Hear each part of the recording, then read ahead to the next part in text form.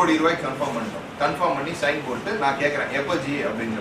நம்ம இந்த 2 படத்தை முடிச்சுட்டு வந்துடுறோம், நீங்கள் ஷூட்டிங்க்கு ரெடி ஆகி வச்சுக்கோங்க அப்படின்னு சொன்னாரு. 2 படம் முடியுது, அந்த இயர் அண்ட் ஆக போகுது. இயர் அண்ட் ஆனோடனே நான் இதில் எங்கள் நடுவில் என்னன்னா, அவருக்கு எனக்கு நல்ல ஒரு ஃப்ரெண்ட்ஷிப்.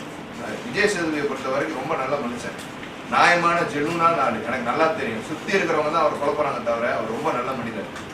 அவர் சூதுகம் டைமில் வந்து நான் அவர் வந்து படம் ரொம்ப நல்லா இருக்குங்கிறார்.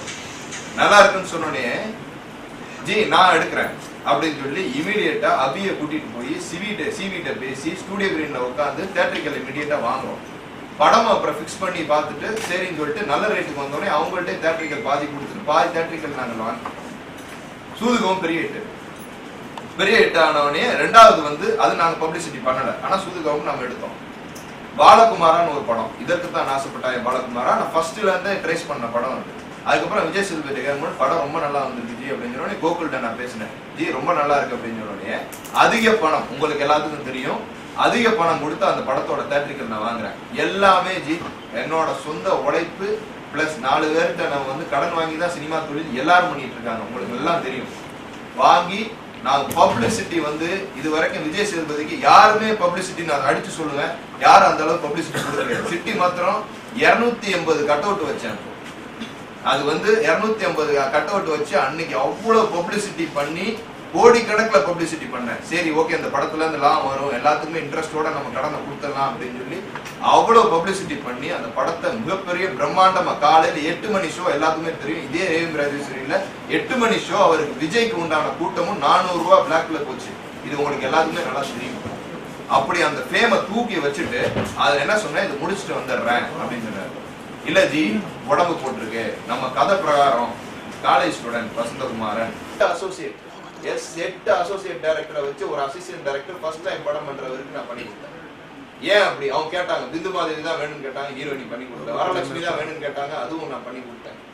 என்னென்னலாம் அவங்களுக்கு வேணுமோ எல்லா ஃபெசிலிட்டிஸுமே நான் பண்ணி கொடுத்தேன். 18 பேருக்கு கிட்டத்தட்ட எத்தனை 9 டெக்னீஷியன்ஸ்க்கு நான் போட்டிருக்கேன். 9 டெக்னீஷியன்ஸ் ஆனந்த் குமரேசனுக்கு கம்ப்ளீட் பேமெண்ட் சேலரி கொடுத்துருக்கேன். இன்னும் படமே ஆரம்பிக்கல, கம்ப்ளீட் பேமெண்ட் 4 லட்ச ரூபா பேசி ஃபர்ஸ்ட் டைரக்டர் பண்றவருக்கு கொடுத்துருக்கேன். ஃபுல்லு கொடுத்து முடிச்சிட்டேன். கேமராமேனுக்கு கொடுத்தாச்சு, எடிட்டருக்கு கொடுத்தாச்சு, ஹீரோயினி பிந்து மாதிரி அவங்களுக்கு கொடுத்தாச்சு, வரலட்சுமி கொடுத்தாச்சு, எல்லாருக்குமே கொடுத்தாச்சு. எல்லா பேமெண்ட்டும் கொடுத்தாச்சு. ஜஸ்டின் பிரபாகரன் மியூசிக் டைரக்டர் பண்ணையார் பத்மணி பண்ணவருக்கு அவருக்கும் பேமெண்ட் கொடுத்தாச்சு. ஸோ இந்த இஷ்யூ எல்லாமே கொடுத்து அப்ப இருந்து ஆபீஸ் ஆரம்பிக்குது. அவங்க டிஸ்கஷன் போனாங்க, ஒரு லொகேஷன் போனாங்க, எல்லாமே வந்து எல்லாமே பண்ணி ஸ்டார்ட் பண்ணி டெய்லி அவங்களுக்கு 3 இதெல்லாம் நான் சாப்பாடை பத்தி சொல்லக்கூடாது, நாங்க சொல்ற மாதிரி ஆளும் கிடையாது. பட் சினிமாவில் பண்ண வேண்டிய என்ன விஷயங்களோ அதுக்கு மேல உங்களுக்கு தெரியும். சில தயாரிப்புகள்லாம் வந்து இதுல பாதி கூட செய்ய மாட்டாங்க, எனக்கு நல்லா தெரியும் அவங்கள பத்தி.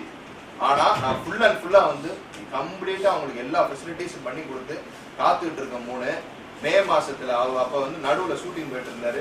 என் குருக்கா வந்து சீனு ராமசாமி சாருக்காக வந்து நான் படம் வந்து இடம்பொருள் ஏவல் பண்றேன்னு சொன்னாரு, விட்டு கொடுத்தேன். இது அண்ணன் இல்ல இது புறம்போக்கு வந்து என் ஃப்ரெண்டு ஷாம் நடிக்கிறனால அதை நான் விட்டு கொடுத்தேன். இது ஷாமுக்காக விட்டு கொடுக்கல, அவர் ரிக்வஸ்ட் பண்ணிக்கிட்டார் விஜய் சேதுபதி, விட்டு கொடுத்தேன். அது யூடிவி அதை விட்டுட்டேன். திருப்பதி பிரதர்ஸ்க்கு விட்டு கொடுத்தேன். எல்லாமே விஜய் சேதுபதி சொன்ன ஆரம்பிட்டேன், நான் சொந்த படம் பண்ண போறேன், என்னை கொஞ்சம் ரிக்வஸ்ட் பண்ணுங்கன்னு சொன்னாரு, விட்டு கொடுத்தேன். எல்லா படத்துக்கும் விட்டு கொடுத்து மே மாசம் கேட்கும் போது நான் அக்டோபர்ல வரேன், நீங்க எல்லாமே ரெடி பண்ண. அதுலயே 6 மாசம் ஆபீஸ் ஓடிட்டு இருக்கு. ஒரு சைடு பாவம் அந்த டைரக்டர் ஆனந்த் குமரேசன், அவரை நம்பி 7 வருஷம் அதே கதையை வச்சு சுத்திட்டே இருந்தாரு.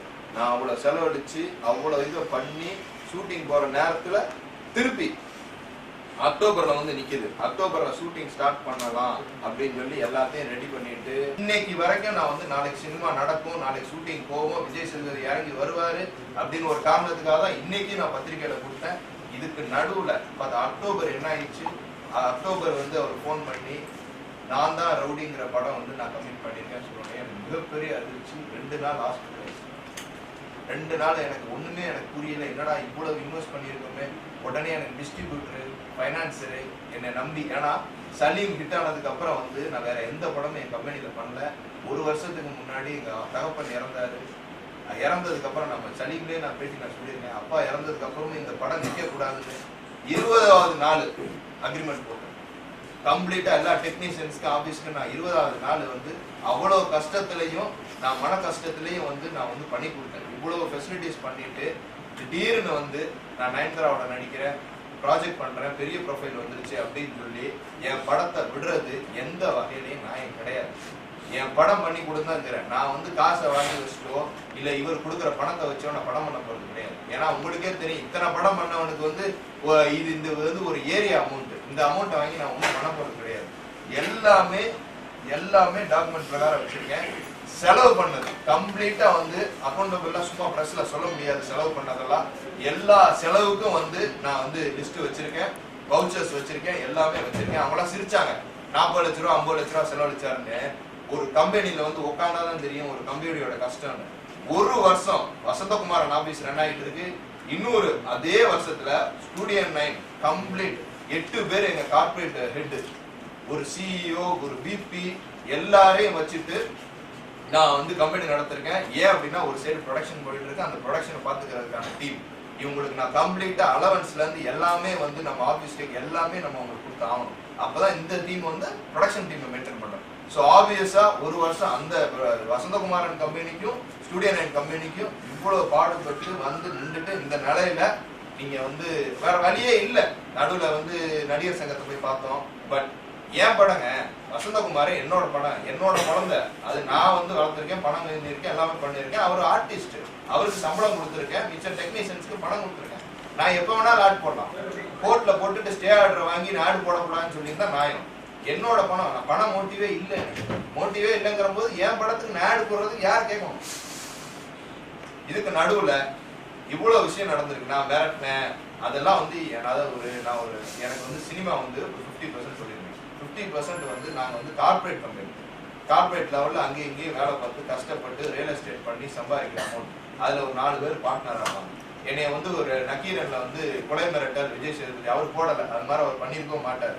அவங்க சோர்சஸ்ல சொன்னாங்க அப்படின்னு சொன்னா எனக்கு எந்த அளவுக்கு என் பேர் பாதிக்கும்? நாளைக்கு யாராவது என் கூட சேர்ந்து பார்ட்னர்ஷிப்ல பிசினஸ்ல வருவாங்களா? சினிமால யாராவது சம்பாதிச்சவங்க ஒருத்தவங்க இருக்காங்களா? உண்மையிலேயே சொல்றேன் சார், ரஜினிகாந்த் எல்லாம் நான் வீட்டுல இருந்தா அவர் வீட்டுல வெளியே ஒரு 4 நாள் படுத்து கிடப்பேன். அந்த மாதிரி ஒரு தங்கமான மனுஷனெல்லாம் பார்க்க முடியாது. சூப்பர் ஸ்டார் மாதிரி ஒரு ப்ரொடியூசர் வந்து கஷ்டப்படுறான், ஒரு இது அவருக்கு நஷ்டமாயிடுச்சு அப்படின்னா அவரை தேடி வந்து பணத்தை கொடுத்துட்டு பண்ணிக்கலாம், நோ ப்ராப்ளம் போவார். அஜித் சார் எல்லாம் வந்து கோயில் கட்டி கும்பிட்டுருக்கேன்.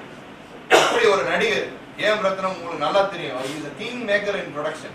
இன்னைக்கு ஒரு இதுல இருக்காரு, பிரச்சனையில இருக்காரு அப்படின்னு சொன்ன உடனே அவர் உடனே சாய்பாபாவை கும்பிட்டு இமீடியட்டா நான் பண்றேன், ஃபிளைட்ல சொல்லியிருக்காரு, இமீடியட்டா பண்றேன். ஏன்னா ஏம் ரத்னம் அங்கிள் எனக்கு நல்லா தெரியும், இமீடியட்டா பண்றேன் அப்படின்னு வந்து சொல்லியிருக்காரு. சொல்லிட்டு அஜித் சார் இன்னைக்கு பண்ண ஹெல்ப் உங்களுக்கு எல்லாத்துக்குமே தெரியும். ஃபர்ஸ்ட் படம் பெரிய ஹிட், அந்த மனசுக்கு தாங்க படம் ஹிட் ஆகுது. இப்போ நான் வந்து விட்டு கொடுத்தலாம், என் மேல இல்லைங்க, உங்க இவ்வளவு பிரஸ் இருக்கீங்க, என் மேல ஒரு தப்பு இருக்குன்னு நீங்க இப்ப சொல்லுங்க, அக்ரிமெண்ட்டை கிழிச்சு போட்டு போயிட்டே இருங்க. 2 வருஷம் கிணறு தோண்டி இருக்கேன், ப்ராஜெக்ட் ஆரம்பிச்சு உட்காந்து. தண்ணி வந்தா நான் தானே குடிக்கணும். நேற்று வந்து ப்ரொடக்ஷன்ல வந்துட்டு நான் வந்து விஜய் சேதுபதியை வச்சு நயன்தாரா வச்சு எடுக்கிறேன்னா அவங்க எப்படி பண்ண முடியும்? எனக்கு தனுஷ் நெருக்கமான ஃப்ரெண்ட்ஸ் தான், கண்டிப்பா தனுஷ் இதை பண்ணிருக்க மாட்டாரு. இது தப்பான ஒரு விஷயங்கள் நடந்துட்டு இருக்கு சுத்தி. இது கம்ப்ளீட்டா அது ஒரு ஸ்டூடியோ 9க்கு வளர்ச்சிக்கு வந்து ஒரு பெரிய கூட்டமே வேலை செஞ்சுட்டு இருக்கு. அதனாலதான் நான் வந்து ஃபர்ஸ்ட்ல இருந்து சொல்றேன், எந்த அளவுக்கு நீங்க பிரஸ் எனக்குங்கிறது எனக்கு தெரியும். ரிலேஷன்ஷிப் உங்களை நம்பி நான் இன்னைக்கு தைரியமா இவ்வளவு வெளிப்படையா பேசுறேன். எனக்கு தான் மிரட்டல் விட்டாங்க, எனக்கு தான் உண்மையிலே மிரட்டல் வந்துச்சு. நான் எதுக்கு அவரை மிரட்டன்னா 2 வருஷம் கழிச்சாங்க மிரட்டணும், அது 3 மாசத்துக்கு முன்னாடியே மிரட்டி நீ படம் நடின்னு சொல்லிட்டு போயிருப்பேன். நான் எதுவுமே பண்ணலையே. 2 வருஷம் வெயிட் பண்ணிட்டு பைத்தியக்கார மாதிரி உட்காந்து பணத்தை போட்டுட்டு சோகமா உட்காந்துட்டு உடம்பு சரியில்லாம சுத்திட்டு வந்துட்டு இன்னைக்கு வேற வழியே இல்லாம சினிமாவை இழுத்து மூடுறேன்னு சொன்னதுல நானுங்க கம்பெனி இழுத்து மூடுறேன்னு சொன்னேன். இவர் நடிக்கலன்னா எனக்கு இவ்வளவு ஆமா கேட்பான்ல, மதுரையில கொடுத்தவன் கேட்பான், அங்க கொடுத்தவன் கேட்பான். நானும் பிளஸ் பண்ணி தானே இந்த படத்துக்கு வாங்கியிருப்பேன். விஜய் சேதுபதிங்கிறவர் வந்து இன்னைக்கு பெருசாயிட்டாரு, அவரை நம்பித்தான் நான் ப்ராஜெக்ட் ஆரம்பிச்சேன். இன்னைக்கு விஜய் சேதுபதி விட்டுட்டு போயிட்டாருன்னா வேற யாரை வச்சு நடிக்க முடியும்? இல்ல நானே நடிக்கிறேன்னா எவன் வாங்கி எவன் பாக்குறது? இப்போ பாலா சார் படத்துக்கு அப்புறம் வேற, இப்ப யார் வாங்கி பாக்குறது? என்ன நம்பிக்கையில் நான் படம் எடுப்பேன்? அவருக்கு ஒரு வேல்யூ இருந்துச்சு, அந்த படத்தை வச்சு நான் ஆரம்பிச்சு அவரோட வேல்யூ பெருசாச்சுன்னா அது எனக்கு நல்லது, என்னோட அட்வான்டேஜுங்க. நான் அப்ப கண்டுபிடிச்சேன் இந்த இடத்துல ஒரு தங்கம் இருக்குன்னு நான் கண்டுபிடிச்சேன். மணி மோட்டிவ்காக பண்ணியிருக்காங்க. இன்னைக்கு இந்த ப்ராஜெக்டை நான் தான் ரவுடிக்கு அப்புறம் நான் பண்ணுனா இந்த ப்ராஜெக்டோட வேல்யூ நான் தான் ரவுடியில இருந்து 80% இருக்கும். என்ன அனிருத் போடுவாரு, நயன்தரா போடுவாரு, நான் ரெடி. நயன்தராக்கு போல லட்சுமி மேனன் போடுவேன், அனிருத்துக்கு பதிலாக இவனை போடுவேன். பெரிய பிசினஸ் பண்ணிட்டு போனாங்க, 10 கோடி ரூபாய் எனக்கு லாபம் வந்துட்டு போதே, நான் என்ன வீட்டுக்கு எடுத்துட்டு போறேன், நான் சினிமால போடுறேன், அடுத்த படத்திலே போறேன், அவருக்கு அட்வான்ஸ் தரேன், அடுத்ததுலே பண்றேன். எனக்கு ஆப்பர்ச்சுனிட்டி கொடுக்கணும்ல வெயிட் பண்ணவனுக்கு. 7 படம் அங்க என்ஓசி கொடுக்காம 7 படம் என் என்ஓசி இல்லாம படம் பண்ணிருக்காங்க. தனுஷ் கேட்டாரு, ரிக்வஸ்ட் பண்ணேன், ஒரே காரணத்துக்காக நான் தான் ரவுடிக்கு நான் என்ஓசி கொடுத்துருக்கேன். ஸ்டூடியோ 9 ப்ரொடக்ஷன்ல ஆல் தி பெஸ்ட் தனுஷ் அப்படின்னு சொல்லி போட்டு, ஏன்னா தனுஷ் எனக்கு நல்ல நண்பர், சிம்பு நல்ல நண்பர், போட்டு கையெழுத்து போட்டு என்ஓசி அனுப்புனேன். என்ஓசி அனுப்புனதுல கீழே ஒரு லைன் போட்டேன், எங்களுக்குள்ள பேச்சுவார்த்தையில் ஒத்து வரலன்னா இந்த என்ஓசி வேலிட் இல்லை அப்படின்னு ஒரு லைன் சேர்த்து. இதுதான் கம்ப்ளீட் விஷயம். என்னோட பத்தி விஷயங்கள் என்னோட பிபி எனக்கும் விஜய் சேதுபதியோட ரிலேஷன்ஷிப் என்னோட பிபி நாட்டு. அட்வான்ஸ் பேமெண்ட் எப்போ சார் கொடுத்தீங்க? 2012 2013 1வது மாசம் ஜனவரி மாசம். விஜய் சேதுபதிக்கு ஆக்சுவலா சார் அவரே நானும் ஒரு பில்லர் இல்ல, அவர் எந்திரிச்சிருக்கிறதுக்கு நானும் ஒரு பில்லரா தானே நின்றுருக்கேன்.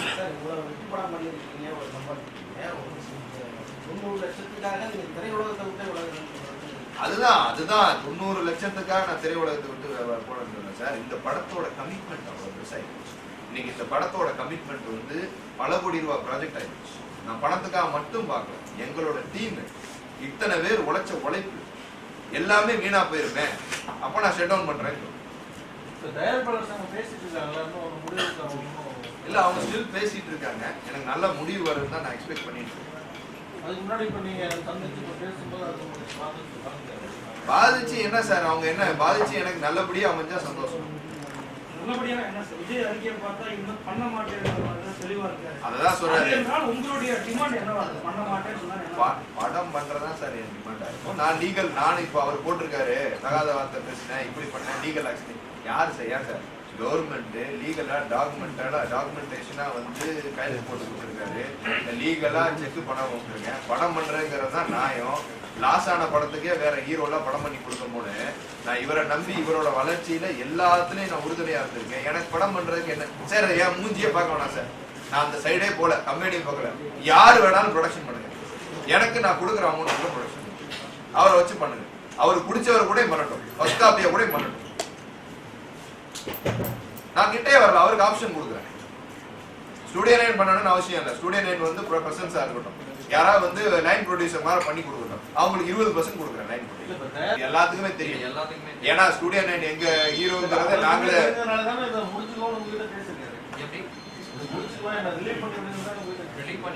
சொல்லிட்டு எங்க கிட்ட பேசினாருங்க. பேசி இந்த மாதிரி நானே உங்களுக்கு 2 கோடி ரூபாய் கொடுக்குறேன் அப்படின்னு சொல்லிட்டு அவர் சொன்னாரு.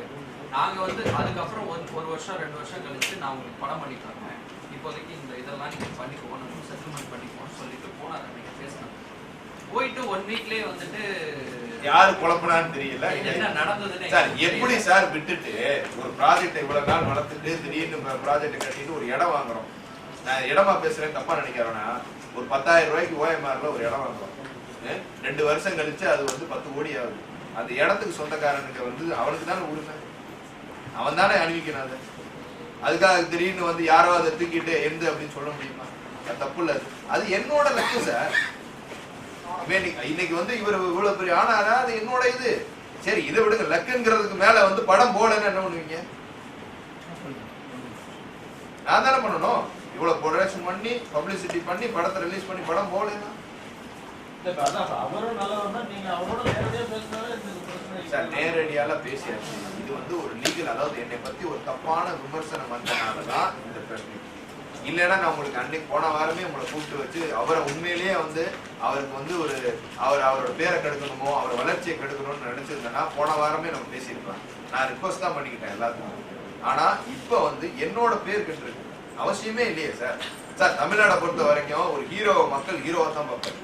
ப்ரொடியூசரை பத்தி யாருக்கும் தெரியாது, டைரக்டரை பத்தி யாருக்கும் தெரியாது, டெக்னீஷியன் பத்தி யாருக்கும் தெரியாது. ஐயோ பாவம்பா மிரட்டுறாங்கப்பா பேசுறேன். உண்மையான ரீசன் என்ன தெரியாது இல்ல. ஒருத்தர் காசு கொடுத்தா படம் நடிக்க சொல்லி கேட்கறாரு, அதுல என்ன தப்பு இருக்கு? நடிச்சு கொடுத்துட்டு போக வேண்டியதானே? இந்த press meet ஏன் மூஞ்சி பிடிக்கலையா, வேற ஆளை வச்சு நான் கொடுக்குறேன், அவ்வளவுதான். இதுல என்ன தப்பு இருக்கு? சார் எவ்வளவு நாள் டைம் ஃப்ரேம் கொடுத்தீங்க சார் உங்களுக்கு? கிட்டத்தட்ட 2 வருஷம். இல்ல இதுக்கு அப்புறம் இப்ப இந்த பிரஸ் மீட் வச்சிருக்கீங்க, எவ்வளவு நாள் வரைக்கும் இப்ப டைம் கொடுத்தீங்க? அதுக்கு இல்ல அப்புறம் சார், எனக்கு இப்ப கூட அவர் படம் பண்ணி கொடுக்கணும்னு எனக்கு அவசியம் இல்லை.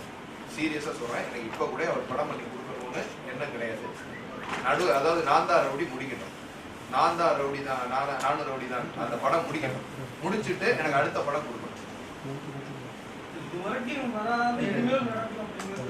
சினிமால என்ன வேணாலும் நடக்குது. ஒரு பேச்சுல நம்ம பேசியிருந்தாங்கன்னா உட்கார வச்சு ஏதாவது ஒரு டீலிங்ல பேசி முடிச்சிருக்கலாம். படமே பண்ண மாட்டேங்கிறவர்கிட்ட என்ன பேச முடியும்? அதான் சொல்றேன், ஒன்று ஒன்றா பேசி முடிச்சாச்சு சார். இல்ல நாங்க பேசிட்டே இருக்கோம் சார். இதே படம் இன்னொரு கம்பெனில பேசப்பட்டு என்கிட்ட இருந்து தூக்கப்பட ட்ரை பண்ணாங்க. நான் அமைதியா இருந்தேன். ஏன்னா அவங்க பண்ணியிருந்தாங்கன்னா பல கோடி ரூபா பேர் நான் கொடுக்க மாட்டேன்னு பிடிச்சி நிற்கிறேன். இவ்வளவு பேசியிருக்கேன். நான் என்ன பணம் மோட்டிவ்னா எதுக்கு நான் உட்காந்து பிரஸ் மீட்? நாங்க ஏன் உங்களுக்கு இவ்வளவு கேள்வி கேட்கிறோம்னா, ஒரு ஹீரோ கூட நீங்க இந்த மாதிரி வெளிப்படையா வந்து ஒரு உரசல் வந்துச்சுன்னா நாளைக்கு மத்த ஹீரோ உங்க கூட ஒர்க் பண்றதுக்கு யோசிப்பாங்க. ஏன் யோசிப்பாங்க? சுரேஷுக்கு அப்படி ஒரு நிலைமையெல்லாம் வரக்கூடாதுங்கிறதுனால நாங்க இப்படி கேள்வி கேட்கறோம். சரி, அப்ப இப்படி பேசுங்க சார். ஒரு ஸ்டூடியோ நைன்னு இவ்வளவு படங்கள் தயாரிச்ச ஒரு ப்ரொடியூசருக்கு வளர்ற ஹீரோ வந்து குடைச்சல் கொடுத்தா என்கிட்ட எந்த ஹீரோ வந்து நடிப்பாங்க? நீங்க நல்ல ஒர்க்லாம் சொல்லுங்க. ஆமா, அவர் வந்து எனக்கு சரியில்லை நீங்க சொன்னா கூட பரவாயில்ல. அவர் உண்மையிலே சொல்றேன். அவர் அதான் சொல்றேன், ஏதாவது ஒரு சம்திங் மோட்டிவ் இருக்கணும். என்ன மோட்டிவ்ங்கிற உட்கார வச்சு இது பண்ணா முடிஞ்சு கொடுக்கணும். எனக்கு ப்ராஜெக்ட் பண்ணணும், அவ்வளவுதான். ப்ராஜெக்ட் பண்றதுல எனக்கு 100% எனக்கு இது. மிச்சப்படி நான் பணத்தை வாங்குறத இதை வாங்கல எனக்கு வந்து அடிப்படை இது கிடையாது. அது நீங்க வச்ச டிமாண்ட் என்ன? படம் பண்ணணும் தான் 100%. கடந்த காலங்கள்ல இதே மாதிரி ஹீரோ ப்ரொடியூசர் பிரச்சனை வரும்போது கவுன்சிலுடைய மேற்பார்வையில எல்லாம் அந்த படத்தை முடிச்சு ரிலீஸ் பண்ணிருக்காங்க. இந்த மாதிரி ஏதாவது கோரிக்கை வச்சிருக்கீங்க? 100% நான் இதை தான் சொன்னேன். ப்ரொடியூசர் கவுன்சில்ல நீங்க ஒரு ஆள் ஆத்தரைஸ் பண்ணி எனக்கு ஃபர்ஸ்ட் காப்பி எனக்கு பண்ணி கொடுங்க அப்படிங்கிறத நான் கோரிக்கை பண்ணிக்கிறேன்.